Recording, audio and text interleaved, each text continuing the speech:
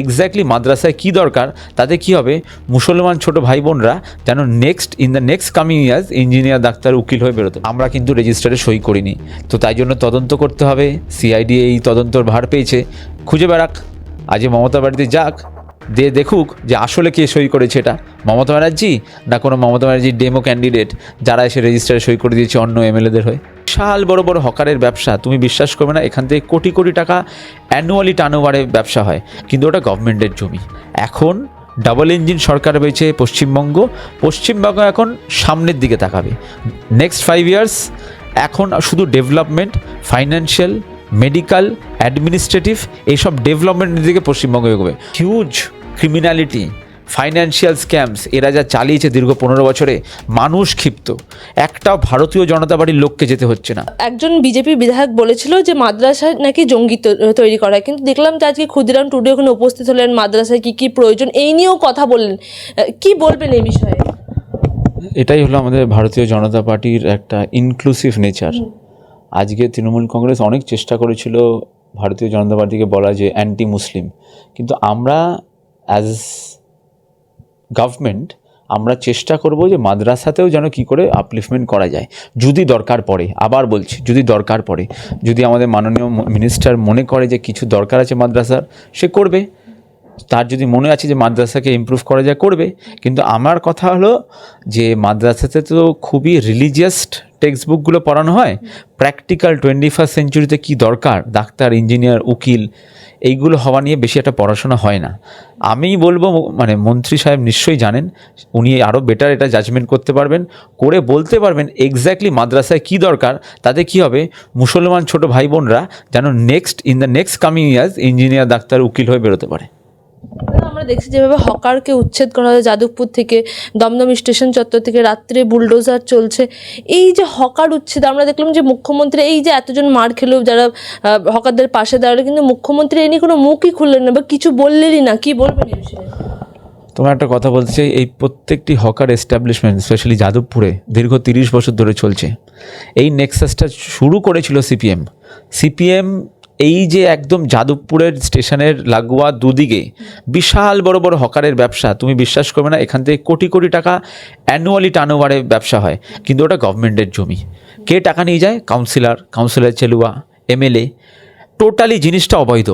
আজকে আমরা কোনো অবৈধ জিনিস হতে দেব না। সেন্ট্রাল গভর্নমেন্টের জমিতে সেন্ট্রাল গভর্নমেন্ট ওটাকে একদম নিজের হাতে রাখবে।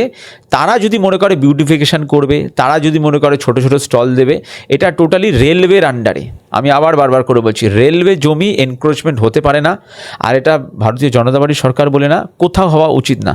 আমরা সারাক্ষণ বলছি, নরেন্দ্র মোদী সারাক্ষণ বলছি, আমরা বিকশিত ভারত করতে চাই, আমরা সুপার পাওয়ার হতে চাই। তুমি যদি বিদেশে যাও, তুমি দেখতে পারবে ওখানে স্টেশনগুলো ঝাপঝাপ ক্লিয়ার। আমরাও সেই দিকেই এগোচ্ছি, আর সেই দিকে এগোনোর জন্য কিছু কঠিন পদক্ষেপ নিতে হচ্ছে। সেই পদক্ষেপের মধ্যে একটা পদক্ষেপ হলো স্টেশনের আশেপাশে এই হকারদের সরানো। আমরা দেখেছিলাম মুখ্যমন্ত্রী, যিনি এখন মুখ্যমন্ত্রী শুভেন্দু অধিকারী আছেন, যখন বিরোধী দলনেতা ছিলেন তখন পুনর্বাসনের কথা অনেকবার বলেছেন, কিন্তু তিনি যখন সরকারের মুখ্যমন্ত্রী হলেন, এই যে হকার উচ্ছেদ আবার হচ্ছে, তাহলে পুনর্বাসনের কথা তিনি কেন বলছেন না? না, ডেফিনেটলি এটা প্রত্যেকটি বিধানসভাতে, প্রত্যেকটি আমাদের লোকসভাতে আমাদের একটা প্ল্যান আছে যে হকারদের যেন কোথাও অন্য জায়গায় দেওয়া হয়। এটা আমাদের প্ল্যানিংয়ের মধ্যে আছে। ডেফিনেটলি একটা এরিয়ার একটা তো স্কেয়ারসিটি আছে, আমরা খুঁজছি ভালো ভালো এরিয়া কোথায় পাওয়া যায়, হকারদের নিশ্চয়ই রিলোকেশন করা হবে। আমি দেখলাম যে একদম মমতা বন্দ্যোপাধ্যায়ের উঠোনে সিআইডি, কি বলবেন এই বিষয়ে?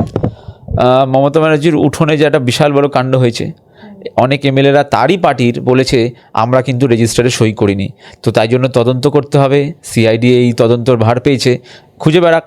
আজ মমতা বাড়িতে যাক, দেখুক যে আসলে কে সই করেছে, এটা মমতা ব্যানার্জি না কোনো মমতা ব্যানার্জির ডেমো ক্যান্ডিডেট যারা এসে রেজিস্টারে সই করে দিয়েছে অন্য এমএলএদের হয়ে। আমরা দেখছি তৃণমূল কংগ্রেসে একের পর এক কাউন্সিলরদেরকে গোবর ছোড়া হচ্ছে, ডিম ছোড়া হচ্ছে। কি বলবেন এই বিষয়ে? তাও বলছি, ভারতীয় জনতা পার্টি সরকারে এসছে বলে এখানে গুলি মারা হচ্ছে না এদের, বা এদের তলোয়ার ছোড়া হচ্ছে না। এরা শুধু ডিম আর গোবরের মধ্যেই আছে। এরা যা, মানে তোমাকে কি বলবো, হিউজ ক্রিমিনালিটি, ফাইন্যান্সিয়াল স্ক্যামস এরা যা চালিয়েছে দীর্ঘ 15 বছরে, মানুষ ক্ষিপ্ত। একটাও ভারতীয় জনতা পার্টির লোককে যেতে হচ্ছে না। পাবলিক যারা কোনো পার্টি করে না, তারা গিয়ে ডিম মারছে। কেন? এই কাউন্সিলর, এই এমএলএ, এরা কি করতো?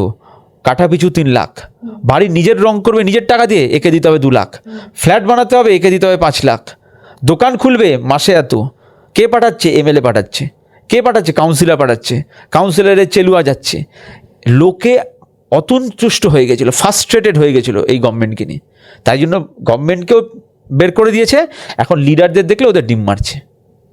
এই যে মমতা বন্দ্যোপাধ্যায় ইন্ডিজোটের সাথে বৈঠক করলেন, কি মনে হচ্ছে যে বিজেপিকে হারানোর জন্য সেই প্ল্যানটিকে মমতা বন্দ্যোপাধ্যায় দিল্লিতে বসে করে আসলেন? তোমার যদি মনে থাকে, অভিষেক ব্যানার্জি বলেছিল মমতা ব্যানার্জি নেক্সট প্রধানমন্ত্রী হবে। আজকে মমতা ব্যানার্জির কোনো অফিসিয়াল কোনো স্ট্যাটাস নেই। তো এই যে ইন্ডি জোট, পিন্ডি জোট, কী জোট আমি জানি না, রাহুল গান্ধী বাংলায় এসে কী বলেছিল মমতা ব্যানার্জির নামে তোমরা সবাই জানো। তো এসব মিটিংয়ের কোনো যায় আসে না। এখন ডাবল ইঞ্জিন সরকার হয়েছে পশ্চিমবঙ্গ এখন সামনের দিকে তাকাবে। নেক্সট 5 ইয়ার্স এখন শুধু ডেভেলপমেন্ট, ফাইন্যান্সিয়াল, মেডিকেল, অ্যাডমিনিস্ট্রেটিভ, এইসব ডেভেলপমেন্টের দিকে পশ্চিমবঙ্গ এগোবে। পশ্চিমবঙ্গ মানুষরা ভাববে না, পশ্চিমবঙ্গ সরকারও ভাববে না মমতা ব্যানার্জি কার সাথে গিয়ে দিল্লিতে গিয়ে চা খেয়ে আসছে বা মিটিং করছে।